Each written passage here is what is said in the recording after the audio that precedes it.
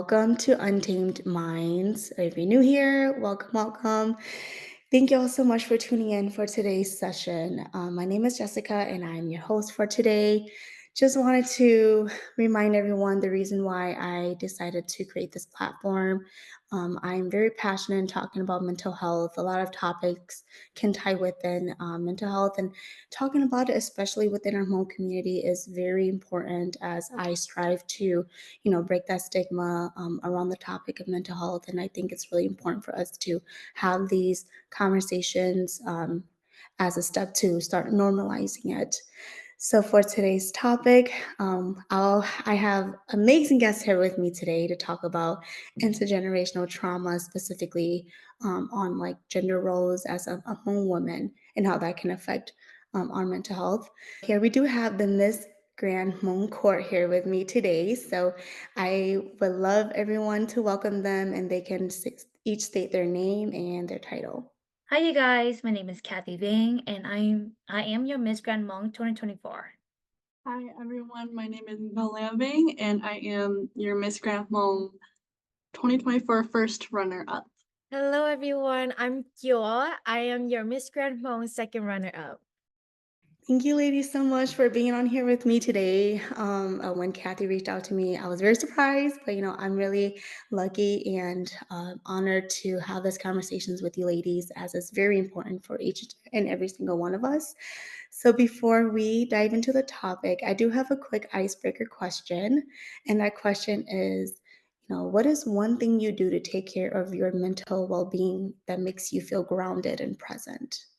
I'll start. One thing I do, I like to put my phone away on Do Not Disturb, and I like to just be present in the real world, and get back in touch with my hobbies, whether that is to, well, I'm not yeah, whether it's to play piano or, just dress up and go out and, give myself some retail therapy or watch, like, my favorite comfort show. I think that's something that really makes me feel present and grounded and just in tune with myself. Yeah, first off, sorry, Jessica, I just want to thank you for giving us the opportunity to talk to you about this. Um, as for myself, again, I'm still kind of learning about myself regarding like my mental health and where I'm at regarding my state of my mental health. However, regarding this question, to really take care of my mental health, my well-being, one thing that I do is listening to morning affirmation on my drive to work. I feel like this really ground me to really being present and just having a good start to my day. And so as I'm driving, just listening to the affirmation, and if I am really having a really hard morning, like getting up and trying to understand my motivation for the day, I will also repeat it to myself as I am driving because that's like my me time that I can talk to myself without anyone judging me. Um, and so I think these morning affirmations really like ground myself to remind myself that I am deserving of the wonderful things and the wonderful people around me. And then just reminding myself of the great things that I am also offering back to this world. So I would say morning affirmation is one thing that really, helped me to be present and stay grounded of my well-being.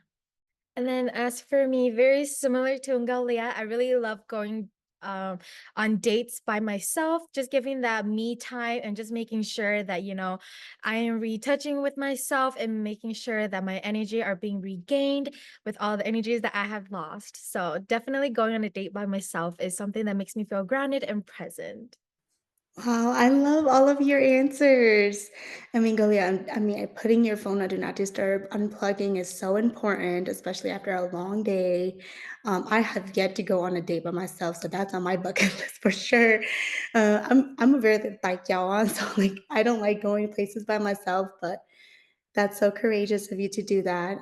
And Kathy, I think affirmations are also really important as well. Like giving yourself credit, right? Like just allowing yourself to understand that, okay, you deserve good things too. Um, so for me specifically, to answer this question, I also like to unplug. So just putting on some calming music. I do like to meditate. And then besides that, I like to journal a lot. So just writing down my feelings and just checking in with myself because I check in with other people, but I tend to forget to do that for myself. So just kind of prioritizing or making time to just check in with like where I'm at today. That's also really important too. So thank you all for your answers to this fun little question.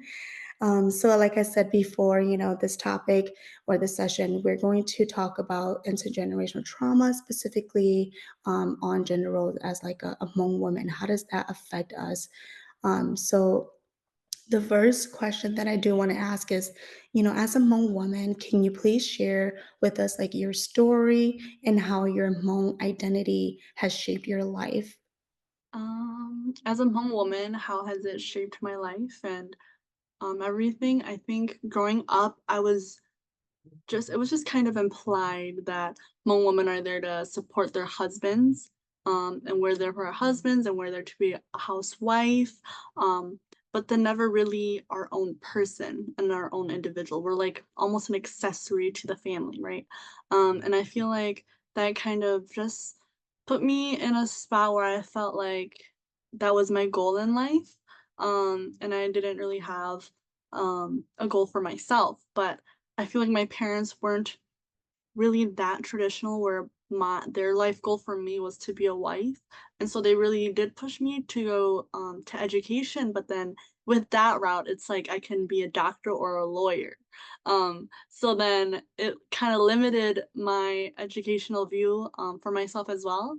But I don't think that's what it means to be a Hmong woman at all. I think we define what we are as a Hmong woman, and we should not let the men decide what we are, or our parents, or our elders.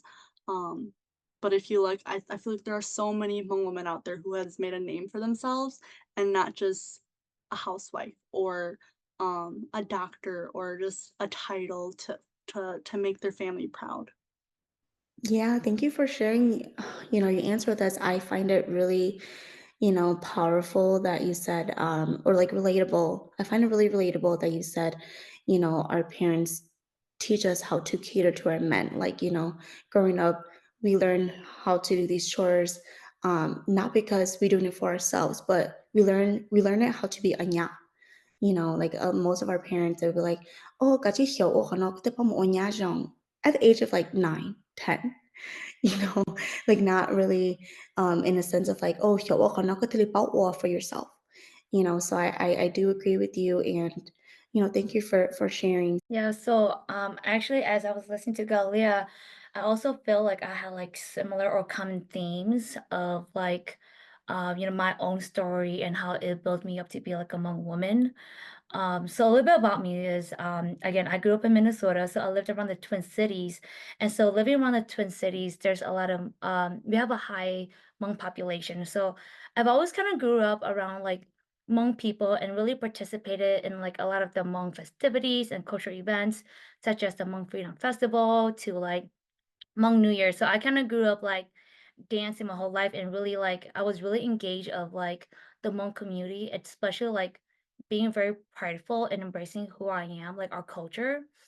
And so I feel like regarding my Hmong identity, I actually like embraced it a lot. Like I was so proud to be Hmong.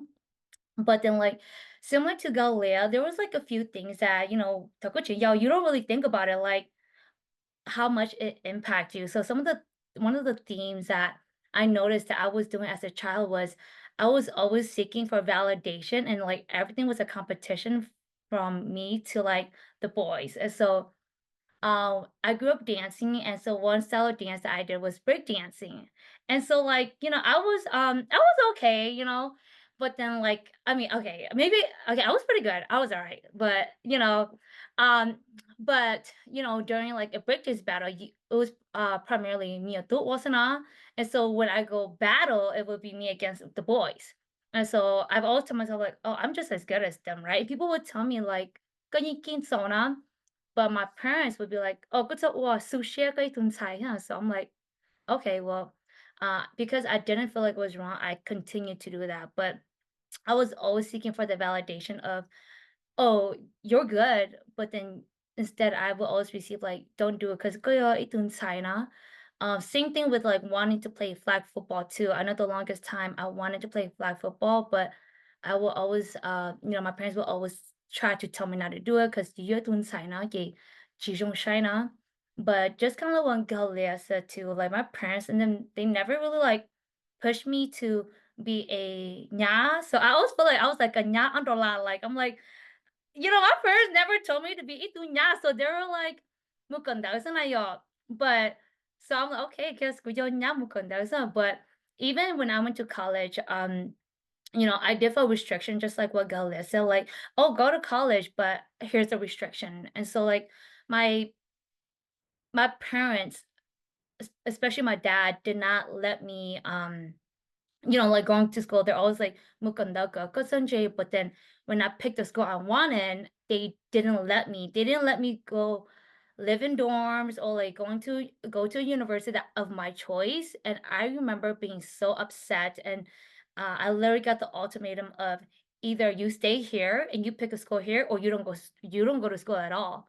And I was so heartbroken. I remember being 18, I was heartbroken. I was crying like this is so unfair. And so even with that, like, I still try to prove them wrong. Like, okay, well, I'm gonna go to school and I'm gonna show you guys I can do it.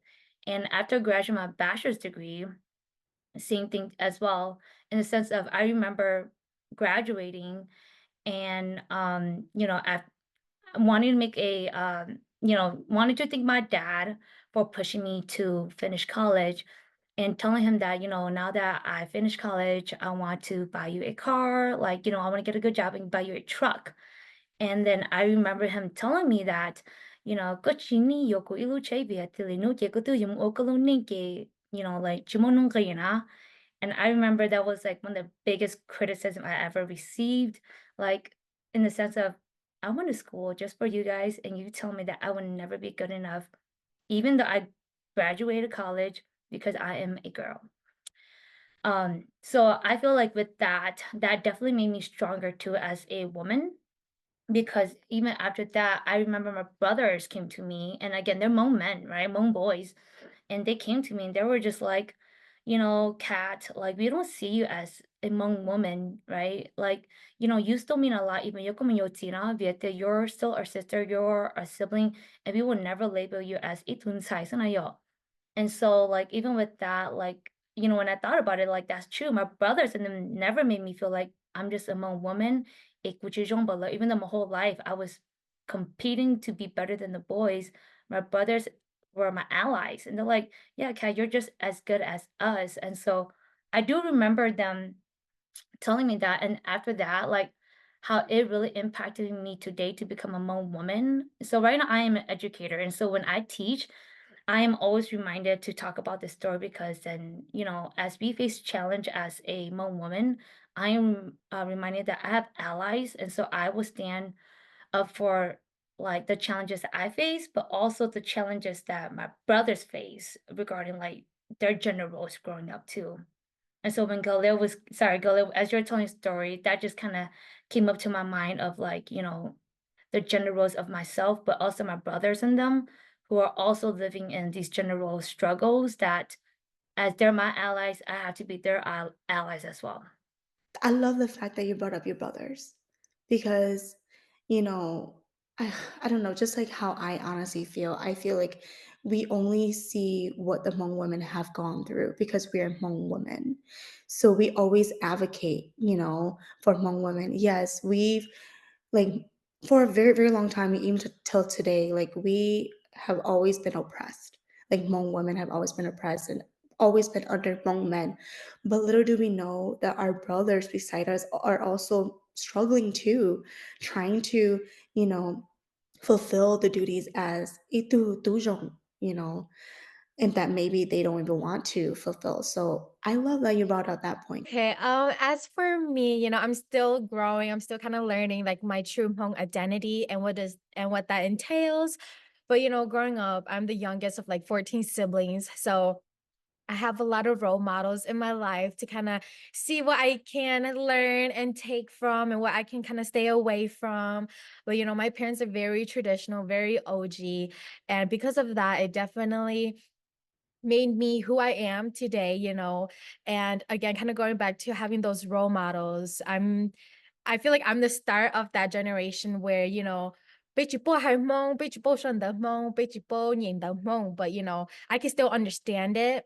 So with that, I'm able to like switch, you know, how I speak at home versus how I speak out in public, how I speak towards my parents, and how I speak towards like my nyas, my brothers, my sisters. So like depending on the environment and settings, I change, you know, my identity to ensure that those around me understands, you know, what I'm talking about and how I'm feeling to just communicate better. But as for like growing up right now, I just turned 21. So I would definitely reflect a lot on like my past and, you know, as a Hmong daughter, we definitely have gone through so much, you know, to ensure that we are a good Hmong daughter, that we are prepped to one day be a nya if that ever happens, and just what all of that entails. And so kind of going back to me being like the start of the generation where the Hmong generation is changing, you know, starting with like losing the Hmong language, the Hmong traditions, and things like that. I'm able to kind of have like a different view on the world and the Hmong history, which I personally I appreciate the history that we all have made, that our ancestors have made, and all the things that has been passed down. Now we can kind of see and appreciate all of the things that are being modernized and changing for the better. So that's like how I'm viewing, you know, my Hmong identity, being able to kind of switch to fit certain situations and environment to communicate better. So Yeah. Thank you all so much for sharing, your own definition and, your personal experiences. I feel like it's so touching. And I'm just like so touching, period. It's just so touching, because I feel like the term Hmong, it's so meaningful. Like we hold it so close to our hearts because we know what our Hmong people went through. So like we know the history with like the history and like even now, like the new generation, everything intertwined together. It's really different.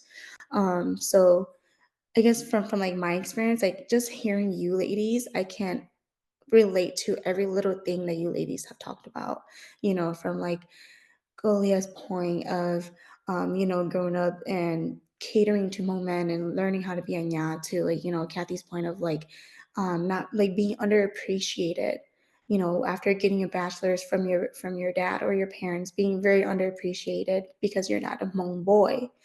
To even you too, you brought up a really good point of like you are now that start of like the new generation, so you want to move away from all of the old traditions that our Hmong moms have learned. So I think as a Hmong woman, everything identifies who you are, like everything that a Hmong woman goes through, like past, present, future, like it identifies who we are as like a Hmong woman basically. So I really enjoy, hearing all of your bits and pieces of stories, and thank you all for being so vulnerable. I do want to ask, like, obviously talking about our own experiences, we also need to reflect on the Hmong women in our lives, right? Their experiences too. So the topic of intergenerational trauma, right? So like, how do you think that affects like our moms, our grandmas, and the trauma that they've gone through? How has that affected you as a Hmong daughter?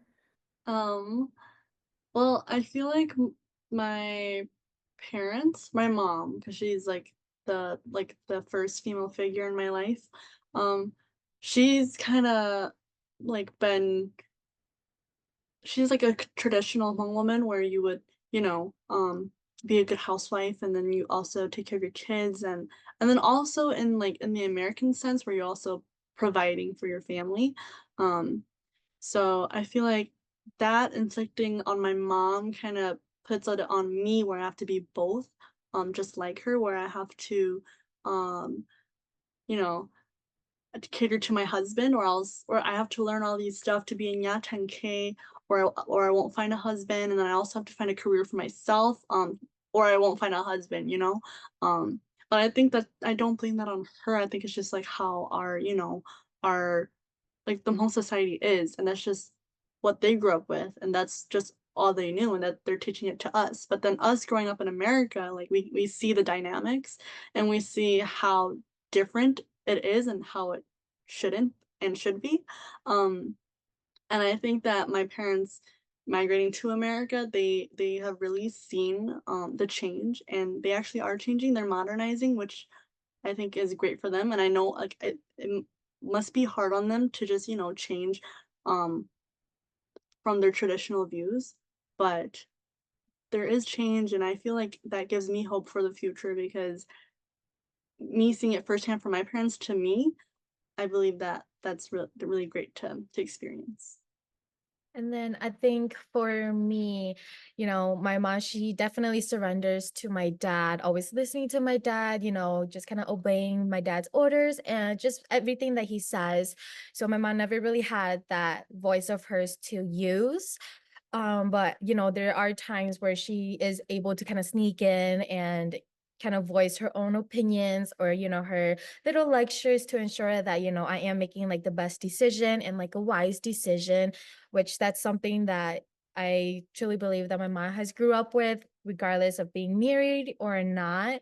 Just kind of keeping your voice to yourself, and not really making a voice for yourself. Kind of going back to, me having a lot of role models. I do have a lot of sisters, and there's like a big age dynamic among us, and just kind of seeing how my oldest sister grew up to like how I grew up, there's definitely different parenting and just like how I was able to get more things than her, and how we changed as we did grow up. So that was one thing that definitely impacted my life, to kind of show myself that appreciate the things that I do have, just because my older sisters, they didn't get the same things, the same opportunities as me. And as for like my nyas, coming from another family into my family, they definitely brought like sadness, from the moving one family to another. And I definitely appreciate all my nyas, just because I understand how sad it can be from leaving your family that you were born into to a new family. And just them having their own little trauma, I appreciate them more for that, because it's definitely not easy to be a nya, especially when the family grew up very traditional. So that's one thing that I would definitely say is, even though all women, Hmong women has different experiences, we still relate to one another and appreciate one another. So that's how all of the Hmong women in my life has like affected me to be more appreciative and just, be mindful to every situations and experiences, even though I've personally never really gone through it, but I've seen it.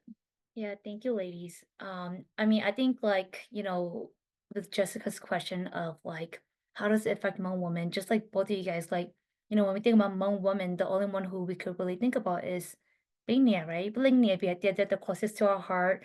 Bila law, we see them, and so when we think about Hmong women gay, that's who you really see. You see through that experience, and so I guess I can only talk on my experience and like the one woman closest to my heart would be my mom.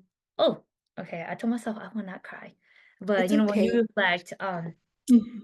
yeah, and so I do feel like, this is like as I'm still learning how to really like understand this question of like generational trauma and how it really affects Hmong women. Of course, I can only think of what I see with my mom and her experience. And so I think like being a first generation immigrant, like I was very like, just as a child, I was very observant, like the way how like my parents treat each other, and like I asked a lot of questions. And so, for me, like growing up in a home where there was definitely that, like, who was dominant, right? And my dad was the dominant one. And so I would say for me growing up, regarding how I saw my mom and how she handled situation, Jessica, earlier you mentioned like as Hmong woman, like, we it looks like we're going through like being oppressed, and like that was such a big word, because then as I was thinking this question, like I start to feel like, as women, we feel oppressed by like the situation, but then if again, as I try to seek to understand like what's causing this, I also see our men being suppressed with their feelings. And so those are the two words that kept rolling through my head as I think about this question of like generational trauma, um, of our parents not being fully happy because one is feeling oppressed, one is feeling suppressed. And so like for my experience, my parents, hopefully they don't mind me sharing their story, but they were forced marriage, and that is very common with our parents.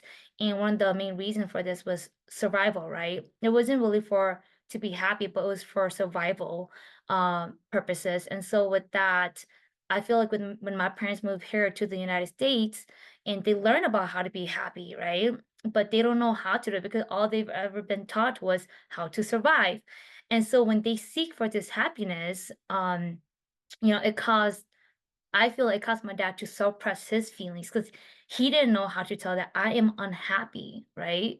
Again, this is just me observing as a child, but because my mom was just so like oppressed for her, she's in survival mode.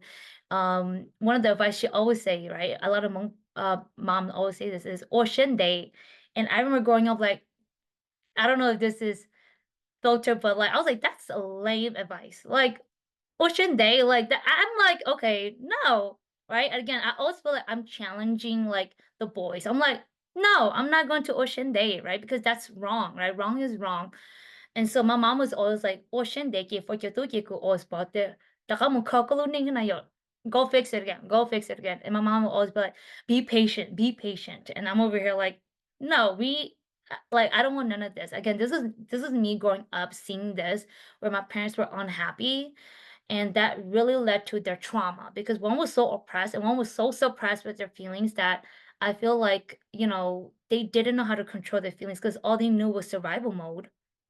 And so with this, I feel like this kind of created their trauma, in which, again, now we're talking about generational trauma that is passed down to us, in which, like, we're just like, do we suppress our feelings? How do we express our feelings, right? Do we feel oppressed?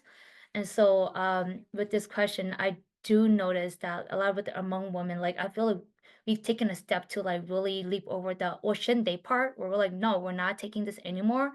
But regarding gender roles, I still do see our men still suppressing like their feelings. Even though women are trying to get over the oppressed, learn how to express their feelings. Just from my experience, I noticed that our men are still suppressing their feelings, which is creating those trauma that we're still trying to untangle, even now. Thank you for sharing your story, Kathy. Có thể luôn có kìa. You know, because it's so true, the fact that you said women are oppressed because men choose, well, like their feelings are really suppressed. And it's like, what can we do to help men not suppress their feelings anymore, right? Like we have gathered, like we unite together, like us as Hmong women, we often unite together to leap over this oppression that we feel that has been, trickling down from generations to generations to us. But then at the same time, we know that our Hmong brothers or the Hmong men, they are suppressing their feelings too. So, like, what can we do to help them? But the thing is that, like, it comes with so much stigma. Talking about gender roles is so much stigma. If a guy shed a tear, they're being called weak. They're being called, oh, you're a girl. Like why does that hold such a negative, like why does the term girl hold such like a negative vibe to it? Like a man crying and being called a girl, and what? Like they're just they're human beings, just like how every single one of us are. Like everyone has feelings, and that's okay. A safe room should be accepting of wet faces. So I think you brought up a really, really good point, Kat, and thank you so much for bringing that up. So kind of for me personally, just seeing the whole woman with in my life, growing up, my mom, she has always been very hang. So I've been very hang too, growing up. So like I stand for my own values and I don't allow anybody else to like tell me what to do. Like if I believe it, then I believe it, but I think it's more so like they both have gone through, the abusiveness, from like both my grandpas. And it's sad because my pa lives with me and she tells me the same story every single day. I don't even know if she remembers telling me the same story every day. And that's how you know, like the trauma, she never got, like, she doesn't know what trauma is. This one time I did ask her, I was like, "Pa, like, do you know what trauma is?" And I tried explaining it to her. She still doesn't know. And that's the thing. I feel like that's also a barrier from like the elderly to the generation now, because we like now mental health trauma, it's kind of peeking its way into the light now compared to like the elders. It's really hard to explain to them. So how can we connect that barrier so we can have intergenerational dialogue, right? Because I think talking about it really helps. It helps you understand why they think the way they do. It helps them understand why they think the way they do. So it's like it's really hard for me to have these conversations with like, my both of my grandmas. And I feel sad because what you said, Kathy, before, it's all survival mode. That's all they know. Like my grandma, she got forced married at the age of like 12 or even 11, and she told me, the story, the many stories that she told me, this one she repeats the most. She said that she got married to a very old man, like 50-year-old. She was like 12. Every night she would just run to the woods and sleep in the woods. And to me, like, that's so sad. And I'm about to cry because it's like, why? I don't know. And it's just sad. It's just really sad for me to hear from my grandma because it's like she chose survival. Even if that means diatoning or like joyotoning on. She'd rather be out there sleeping in the cold than sleeping next to a man she doesn't know or because she's forced married to him. So, how does that affect me? I think it affects me to be scared of men sometimes. I'm not gonna lie, because we know what they're capable of. Yeah, they do need help, but at the same time, I know what they're capable of, so I'm scared to trust men in general. Um, So I think that has affected me, just like hearing these different stories and from what I observe, like my parents growing up, having an unstable marriage growing up, um, it, caused me to have a lot of trust issues that I feel like I'm still trying to overcome. So that's a little bit about my story. And thank you all so much for sharing yours. So I kind of want to go back, just ideas. I really like the fact that you brought up, Hmong men suppressing their emotions. What are some ideas you guys feel like we should do or we can come up with or come together to help Hmong men with, expressing their feelings more? I don't ideas? I feel like there's so many ideas. I feel like it's just hard for it to come to action. Because I know my court and I did try to we did hold a workshop for mental health for men, just to allow for them to speak about their feelings and allow for that like that stigma of men can't show emotions to like, like let the walls come down and let them be themselves. Um but then there weren't as much or as many men as we would have liked or expected there to be, but there were still, there. But I feel like, when it comes to men showing emotions, I feel like they're always looking for validation or approval of other men, because they don't wanna let their guard down, and that's why it's always up, because then if it's down, then it's only other men who call men who show their feelings weak or girls. It's never the woman who do that because women show emotions and like it's healthy too, and we do it freely. But when it comes to men, they're not supposed to. They can't, because it's not manly or not masculine. And I feel like to get around that, they have to. I feel like they would have to see somebody they look up to also show um emotions. So then they see that somebody that they think is high value and they think that they look up to also shows that, and that would show them that it's okay for them to show that, because if this guy that I look up to can have emotions, I can have emotions. um and I feel like that's just like a men to men thing, because they look for each other's validation. and you can't, as a woman, you can't really give it to a man because then you're a woman. You can have emotions. But if a man says that to another man, I feel like, and they see themselves as same level, I guess, then I feel like it would maybe get to them more than a woman would. Um, I think I'm just gonna be speaking mostly just from my experience, because I think when getting like men to talk or boys to talk, I think it comes down to just practicing to have those kind of conversation, right? I think it also comes down to be vulnerable, because the reason why I say that is depending on the type of conversations, right? For women, only highlight. I don't want to say like only women have these talk, but maybe some men do have these talk. We just don't know about it as well. But then, like, I feel that we need to have our men practice having this conversation of like, not just hey, what's up, or like in a sense, it has to be like a deeper conversation, like, "Hey, kunyolita. Oh, like, hey, not there, go. Like this and that happened. How are you feeling?" Like, oh, but I think what we should be asking, like, oh, why do you feel like that, right? Like, what do you think is causing you to feel like that? Like, almost now, like, to be a therapy, but like to really get down to the root problem, because I think oftentimes what I see is kind of like a like just numbing for the moment, right? Like just putting a band-aid on it, like, oh yeah, bro, like it's okay, you'll be fine, right? Putting a band-aid on it, move on. But instead, like, I feel like for men, like, to really have these conversation, it will have to be with them where they can feel that bond and feeling safe. Um, that will allow them to have these conversations, these courageous conversation. But it does, they need to be vulnerable first, right? And so with that, I think just for me, from my experience, like because I can't control, like, hey, you need to go talk to your boys. Although, like with my partner, I tell him like, hey, did you check up on your boy? Like, is he okay? Right? Because they're like, oh, they'll be fine. They're like, he's a guy. But I'm like, no, you need to check up on him, because that's what I can do. That's what I can control. Right. So I would be like, no, check up on him. Maybe you invite him over. Let's have a talk, right?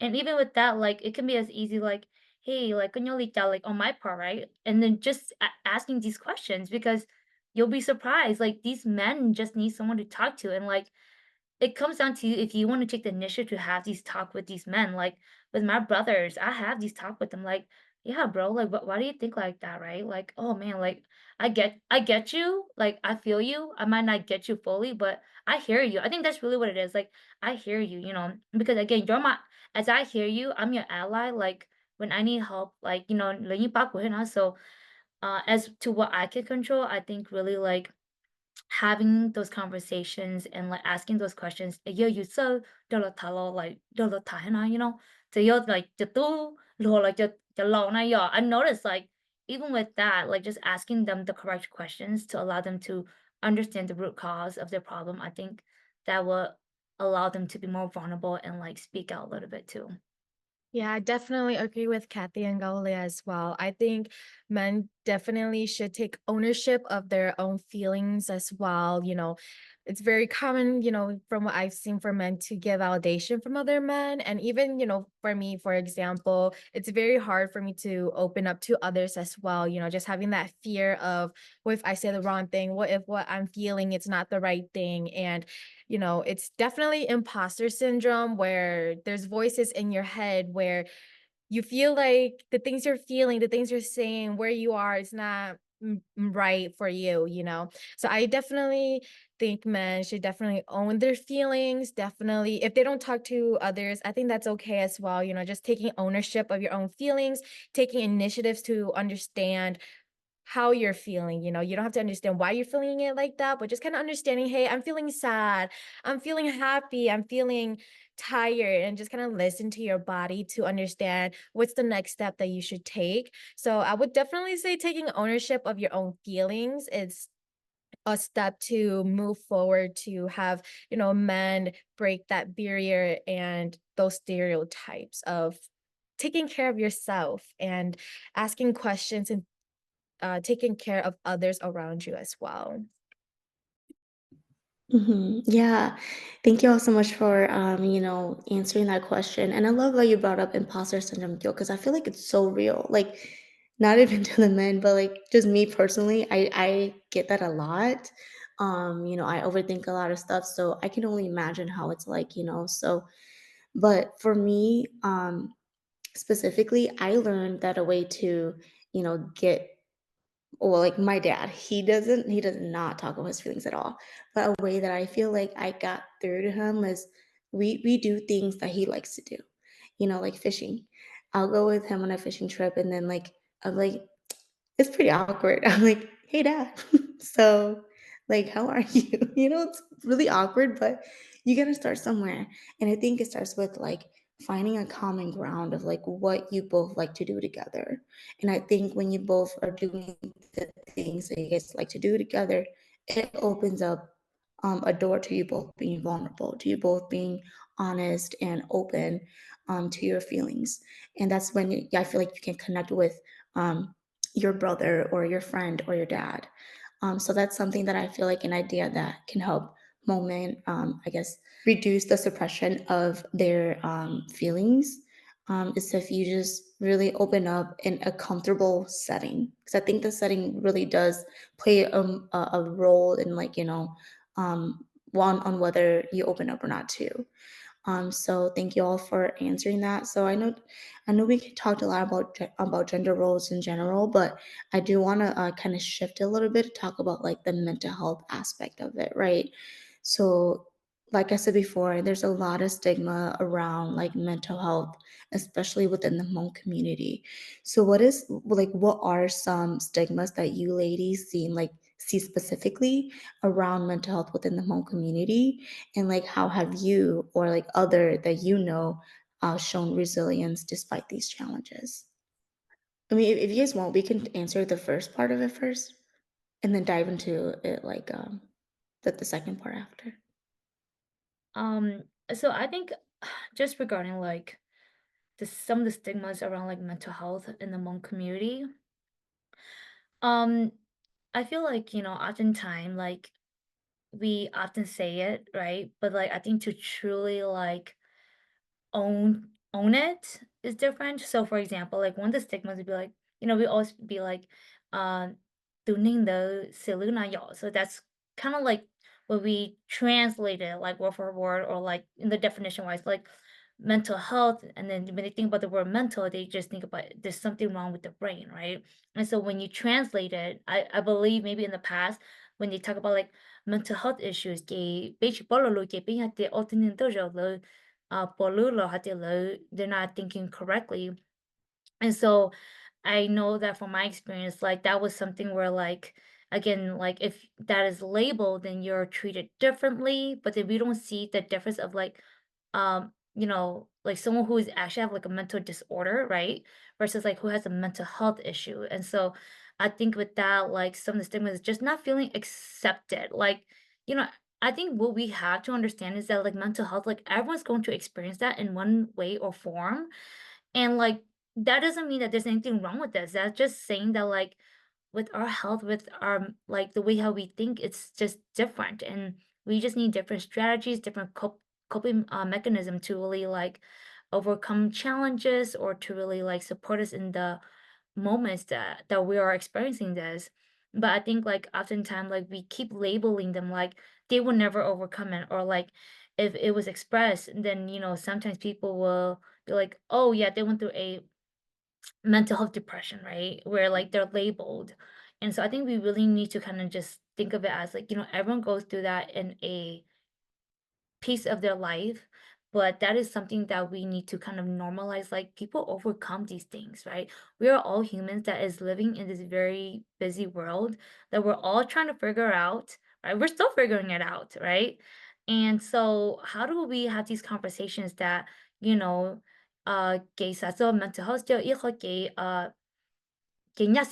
I think if I were to say like well-being, right? I think if you were to, if how I would like to translate it is how is your well-being? If I were to translate in Lumona, but then, like, when we bring that, like, how it was interpreted back then create the label of like, oh, they're not functioning correctly. But instead, like, no, they're just going through a rough patch and they just need support to overcome some of these obstacles. And so, how do we really have the conversation of like, people have overcome these obstacles? It doesn't mean there's something wrong with their brain, there's just something wrong with their well being.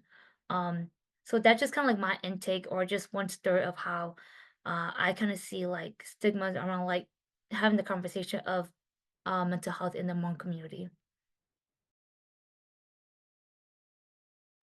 Yeah, I think to add on top of what Kathy said as well, adding a little bit more of a factor is like a spiritual issue, mental health. Oh, those that have a mental health probably their spirit is sad or their spirit is far away. Just having that spiritual issue where, the older generations don't understand what the word mental health means. Going back to what Kathy said, it's more, they think it's, oh, there's something wrong with you, like in your head, and they just go back to what they know, which is just, oh, maybe it's just a spiritual issue, or maybe there is some health mentally wrong with them. So that's like a stigma that I've seen, is just like a spiritual issue. If it's not a spiritual issue, it's like, oh, their brain is not working, oh, they're labeled as like stupid or like dumb, or like why they even thinking that way. And just kind of going back to the word that we've been using is like that surviving mode, because like the older generations go back to what they know. And as for like the newer generations, they understand what the word mental health means, and the old generations doesn't, which that leads to like a generational gap to, misunderstanding the different trauma that each of the generations are going through, and just like everything that involves of what mental health is. It's just, having that conversation of what really mental health is about. Yeah, I agree with what I heard from Kathy and Choua too. Based like on my own experiences, like whenever I express something to my parents about how like my social life or my academic life, um, it's never a mental health issue, but it's rather like because I'm distracted, or that like who am I comparing myself to? Like I need to isolate myself and focus on my studies, but I feel like they don't understand that that will also create a form of, like mental health issue for me. And mental health, I guess in my family, is not really like real. It's like all in your head and you can fix it yourself. And I think that's just because like what Joe said, like they go into like survival mode. So like everything you fight for yourself. And so whatever you're fighting against, you made it yourself because now that it's mental, it's just you doing it against yourself. Um and I'm like my family isn't really I guess traditional, but with what Joa said about the spirits and in that religious sense, I can really see that happening too. Whereas when you're not doing well mentally, it's because something's wrong with your spirit and we have to figure it out. And like what happens if you're not even religious, and, like what if you're Christian, then like then what? So I feel like mental health is a real thing, and just by the older generation not understanding it really affects the younger generation. But I think with us being educated in that, we can teach them. And I feel like that's just where the issue is, just teaching them what mental health is. But I think it's possible to just, if they see you as a person and not see you as like, like a kid. Because I feel like that's how elders are when you try to talk to them about something serious, they don't take you serious because they see themselves as the upperclassmen or the elder. Um, but that's how I view it. Mhm. Yeah, like definitely speaking from my own experiences, just people in my household. I got called crazy because I went through, or like I was experiencing some like depressive episodes. And the reason why I say episodes is because it wasn't anything long term, right? It was just like right there and then, like I was experiencing some like episodes, and I was having like suicidal thoughts at one point. And instead of, taking it seriously and asking if I would like to seek professional help, they did a spiritual ceremony for me and just changed my name. And although I do really appreciate that, it's like I felt like it didn't help the depression go away at all. And I often wonder, like, why do they think, or like, why do Hmong parents think that oning take, like, everything's resolved, you know? And like it comes down to that's all they know, like "Buto," like "Buto," like basically that's all they know. That's all they practice. They don't know anything about um, like mental health. Let's say, for example, you get into a car accident and you broke an arm. They will still, you go home and they still just owning for you, you know? So I think when people, we are very, very spiritual, which like I love, but sometimes it takes more than just the spiritual part of it to help you. So there, the stigma around, the mental health within the Hmong community that I see is that you get called crazy. People you look at you differently. They either ignore you or they treat you really, really well. And it's like, I don't want to get treated differently just because you heard that I was having suicidal thoughts. I still want to be treated the same way, like I'm still the same old me, but I don't want to be treated any differently. So I think those two are the stigmas that I see is like being called crazy and, just being treated differently. Yeah. So kind of talking about these challenges, right? Obviously, like what Kat said before, everyone has gone through it, has experienced mental health challenges in any shape or forms. Have you personally known anybody or seen yourself, show like resilience despite of these challenges? So I guess I'll just share from my experience regarding like, kind of showing resilience about like talking about these stigmas of mental health. I think the first thing that I really did just for myself, again, like it's not really again, like I'm a really reflective person. So then like whenever I think about this, like I reflect on my own life to truly understand my values. And so when I think about mental health, so I have someone really close to me, and I was telling myself, don't cry. But I have someone who's really close to me. And so, and this is when I was still like in my early 20s. Not saying age matters, but this is when I still didn't fully understand mental health, right? This is when I was younger where I'll be honest, I thought it was like a fraud. I thought it was just people making excuses. I didn't truly understand because I still believe that a lot of people don't truly understand. And so then I didn't truly understand. I just felt like, people were just being, of course, I just assumed that this person who was close to me was just being weak. And I just get very upset. Where this person has mentioned about having suicidal thoughts. Sorry, I just can't say that word because it gets so like touchy. I'm actually a very emotional person, It's okay. but whenever like I think of this, right?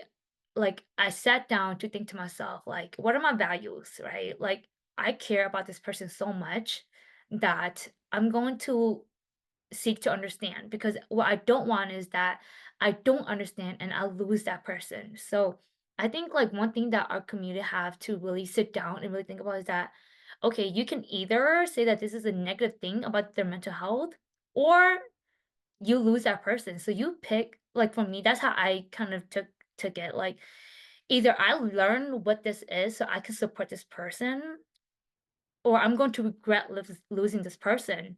And so when I thought about like, I'm okay, I need to take actions for myself to understand. And so I would say like after reflecting, I'm like, okay, I fear losing this person so much that I'm like, okay, I need to learn how to truly understand this. And so uh it pushed me to step out of my boundaries to like really learn about this. So last May, and this is one of the reason why when I brought up to the girls like, hey, let's do a workshop, like let's do a theme of mental health because I went last May, I went to a um mental health conference led by Hmong Women Lead in May in Colorado, and that changed my life.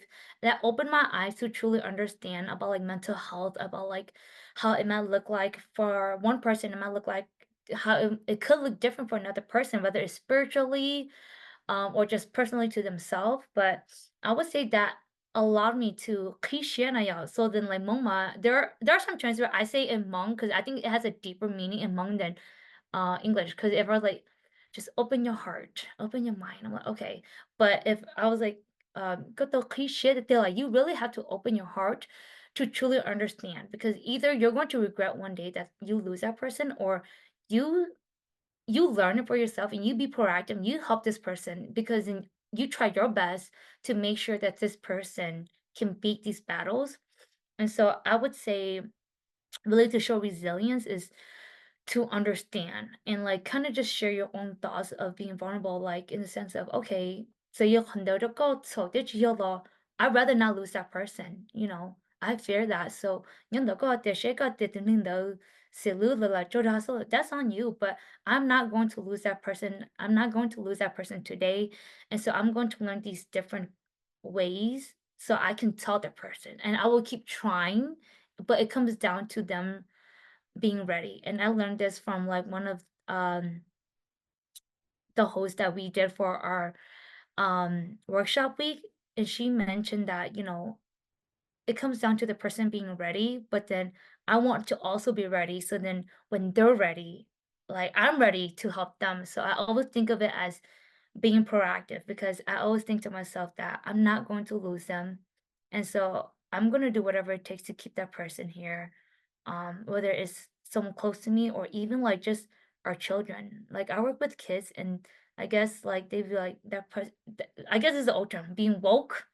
I don't know what that means, but you know, they're like, yeah, being woke. I'm like, okay, cool. Yeah, you woke, but I didn't know what that meant. So I was like, okay, but like just being aware that these kids know what it means, but being ready to truly like support them and give them resources because I don't want to lose them either. So sorry, as I think about this, so much emotion are pouring in because I'm like, so that's my intake. I'm not gonna lose someone today. So Mhm.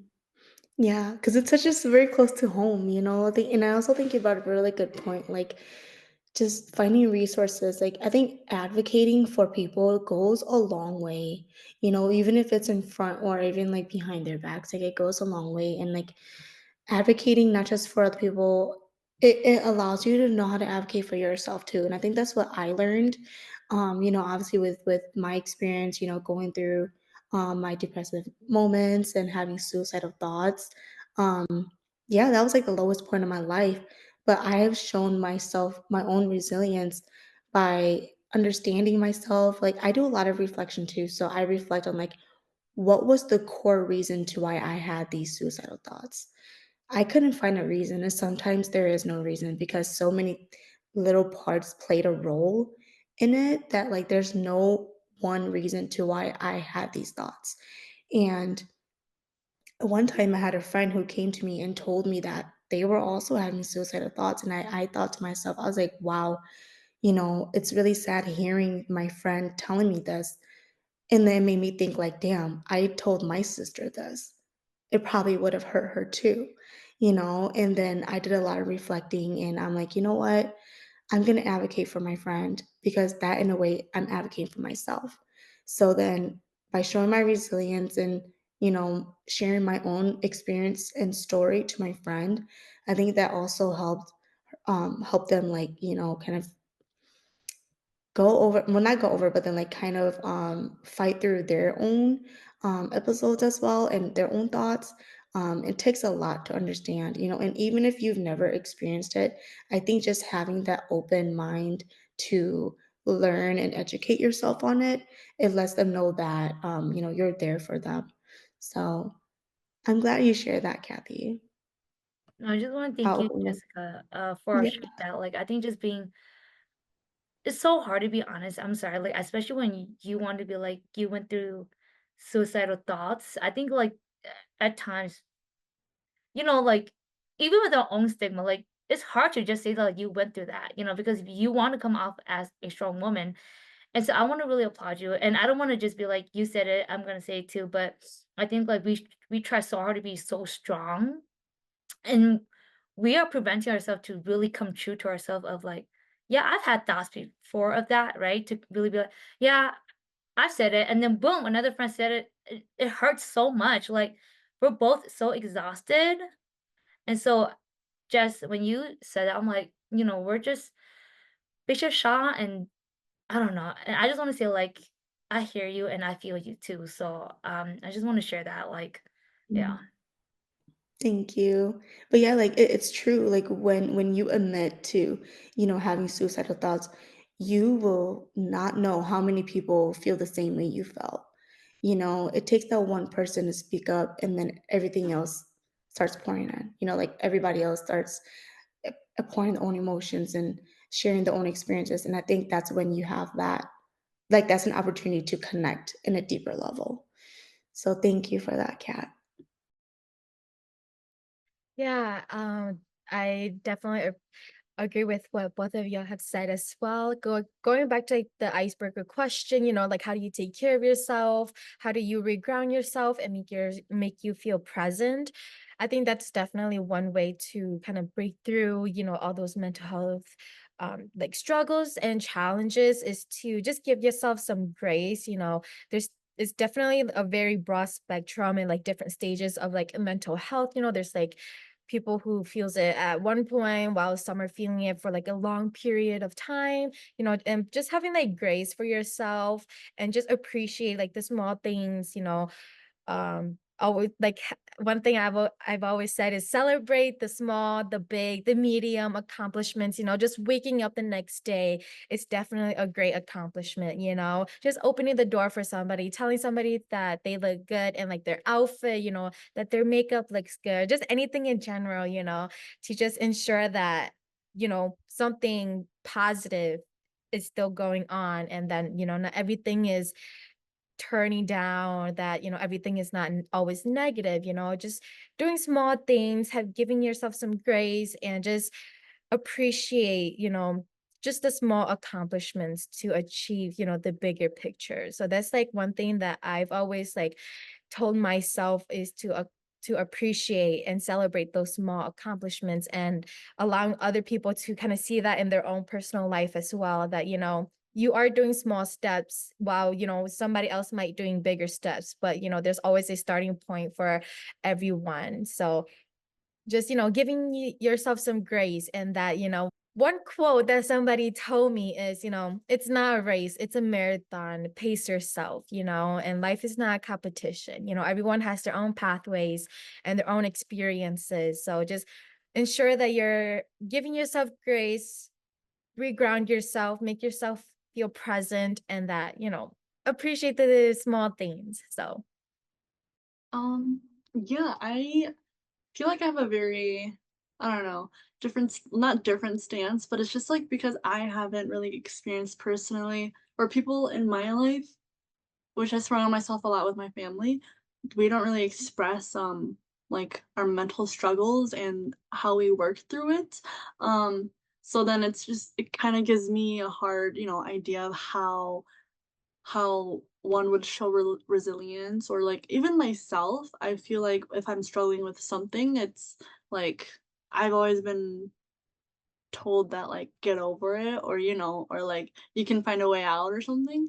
And so like I always find myself journaling, um and just ranting to my journal, or like, okay, this is embarrassing to admit, but then I would like vent to ChatGPT Premium for like school and for advice, and then I also use it, when I don't have anybody, like a specific person to talk to, or if I don't want anyone to know what I'm going through, I go to chat and I'm like, I want your like unbiased stance on this, like on what I should do and what you think is, like what is wrong, like not wrong, but like what is happening here from a broader like perspective.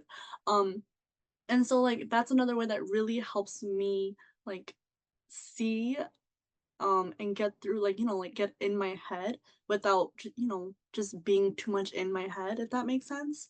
um and like when it comes to other people too, when they talk about their struggles, I struggle in comforting them. Like I give them support and I listen and I'm there.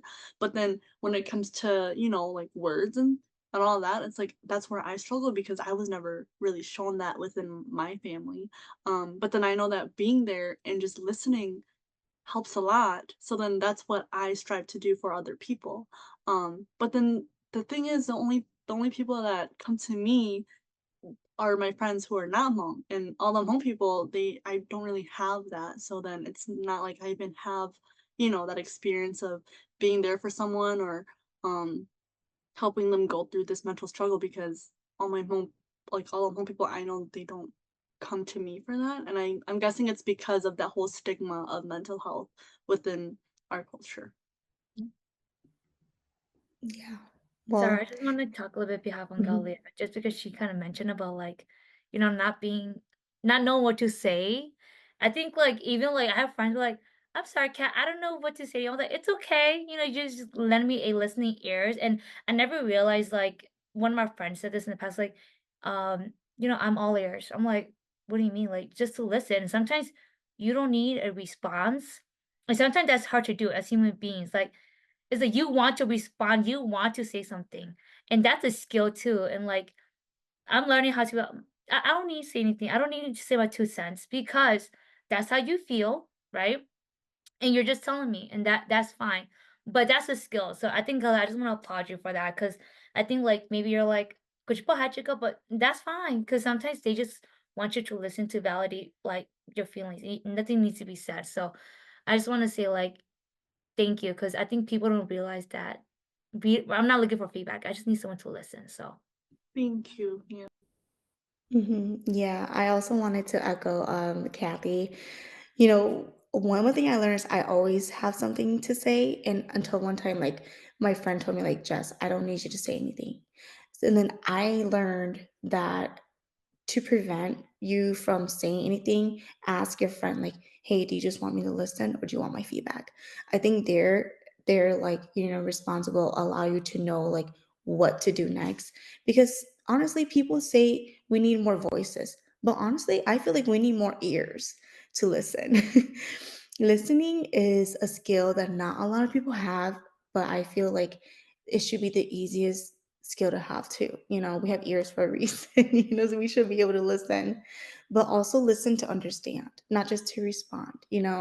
That's really hard for some people to do. And I think sometimes not saying anything, just sitting there, letting them, soak in their emotions and venting out.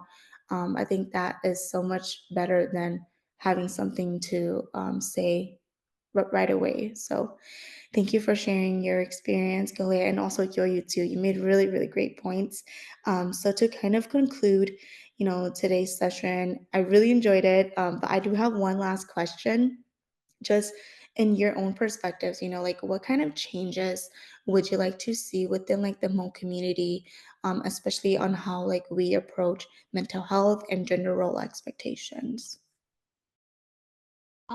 I guess changes I would like to see in mental health in general is just I feel like just be like Americanized kind of, I guess, or like get out of our own heads because kind of just like how we like what we've been talking about where Hmong people are so in their heads and they only go in their own ways, or they're so like narrow-minded and they can't really expand to see that there's more to it than just spirits, or there's more to it than just a husband and a wife and catering to being a wife until you die.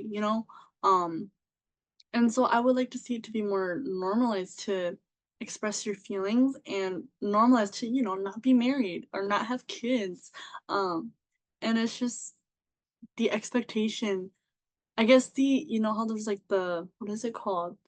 The perfect American family. That's like the perfect Hmong family where you're healthy, you have a job, you have kids and a loving wife and a supportive husband, or like a not 10K, not 20K even wife, and then you like, and you're mentally stable. And I feel like that's not really achievable. Everyone has their own struggles that they go through. Nobody just voices it, and everyone seems perfect, but then everyone goes through something. Um, and I would, it's and like not like everyone should voice what they're going through, but it should be accepted if someone shows it. And it shouldn't be shamed upon, because I feel like that's what a lot of Hmong people do, is they just shame people who express it on like, maybe if they want to post about it, um, to just to get their mind off of things, or if they, what is it? They confide into somebody, and then it becomes gossip. And then I feel like that's a lot that goes on to the in the Hmong community, because um, nothing gets taken really seriously until it's too late. But I would like to see everything be normalized and not just, um, shamed upon. I think for me, like regarding the changes that I would like to see in a Hmong community, on how like we how I think we could approach like mental health is I think kind of like practicing with like our close family members or close ones. Because I do feel like it starts with you and just having the conversation, whether New York alone. I know like again, I guess I keep seeing from like the education field, like in the sense of if they don't know, teach them. Like I say this all the time because if my students don't know, I teach them, right? And I know like there's always that they're an adult. You don't need to teach them. But then I also think and empathize with my parents. Well, what if they don't really know? They don't know what trauma is. They don't know mental health. And so you're kind of going back to just where you're kind of like, when you talked about your dad, like, hi dad, how are you? Right?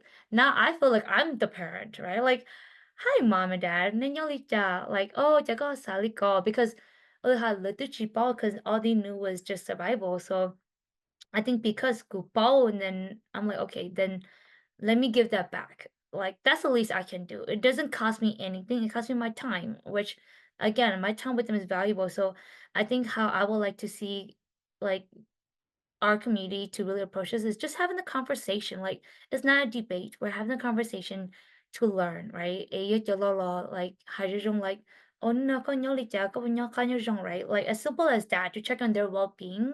I think that's one step that we can really approach this and the same thing with our kids. Like, we think that kids don't know, but they know. Like, they pay attention to everything we do.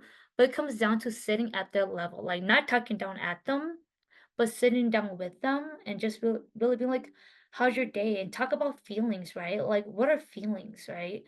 We don't talk about feelings enough. So one thing I noticed is that, just from my experience as being a teacher, they don't know how to talk about it.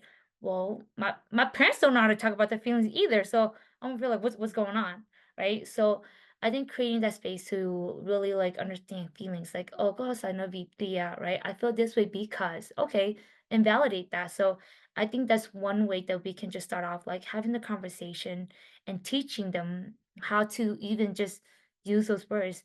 Como que yo share okay. Even with our kids, hold those same expectations. Like, yeah, you're very upset today. Tell me why. Tell me more, right? So I think that's one way that we can talk about like mental health in our community for Chalona. But regarding gender roles, expectations, I would just say again, like creating that safe space to really be like, if it's my bro, I'll be like, hey bro, I love you. Like I hear you, like tell me more about it, right? Like because then it shouldn't be like because but no, like we're the same. Like kunyolita and as your sister, ask me how I'm doing, right? So I think just having those simple conversation to really listen. Yeah, thank you all so much for answering the last question. I mean, a change that I personally do want to see is, I mean, kind of to add on to your point, Kathy, of like teaching Jalawa, you also, as doing law too, you also have to have an open mind that to let them know that you're also teachable. I think the fact it has to be reciprocated for for the elders to listen is to let them know that you will also listen to them. So I think, like what I said before, listen to understand, not to rebuttal. I think that holds a really strong like meaning. So within the approach to mental health is to understand, listen, to understand, and just don't assume. Like don't judge people just based on what you see. There's so much more. That's just surface level stuff.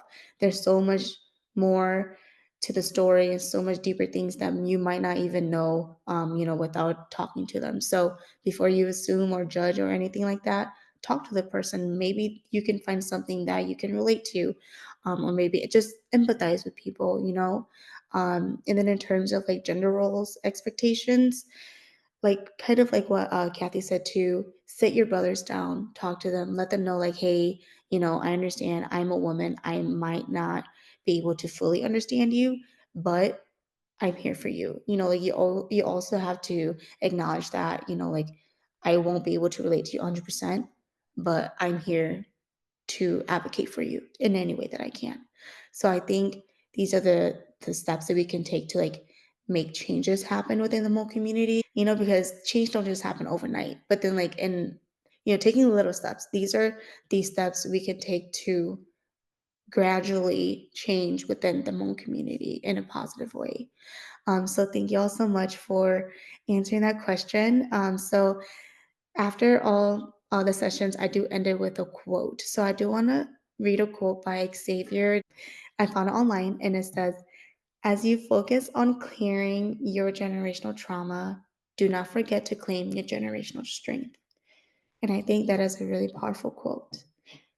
So to end this episode, I do want to ask all of your last remarks. First off, again, I just want to thank you, Jess, and like I think like a lot of the leaders who are pushing through, I don't want to say movement, but like this safe spot for people to really have these discussion, to really make it like normal in our community. I just want to thank you guys to continue to do like this work, because I know it is hard, right? But then like again, these hard work, it's rewarding. Like you might not see the impact right away, but it's slowly growing, and we're doing this for our community. Like we're trying to be proactive. So I just want to really thank you, and like I know the other influencer to really push not this idea, but then this well-being into our community. I just want to thank you guys for your strength and like really sharing your stories, because I think without you guys sharing the stories and creating the space for us to share our stories, like these things would not happen. So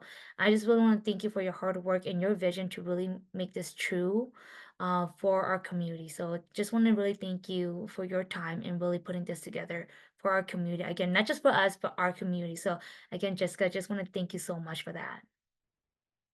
Yeah, just following Cathy. She said a lot of what I was gonna say, or what I wanted to say. But just thank you again. Just thank you for letting us be here and express ourselves on our idea of mental health. And letting us be honest without any judgment. And you and your platform, I think it's so great that you're doing this.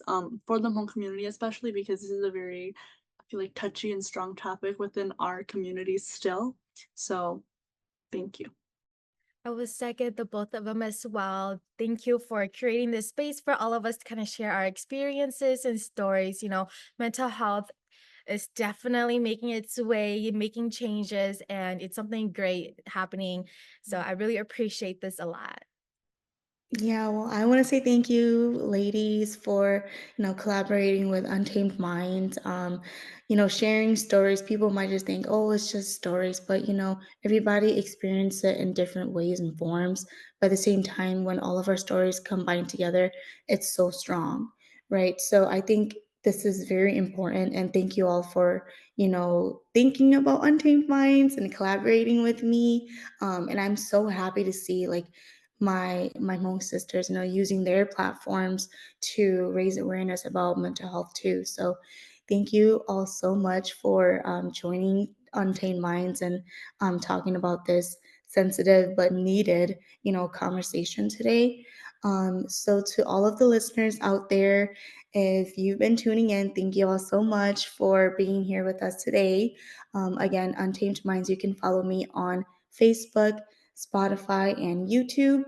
Um, Other than that, thank you all so much for your continued support, and we hope to tune in and see you again next time.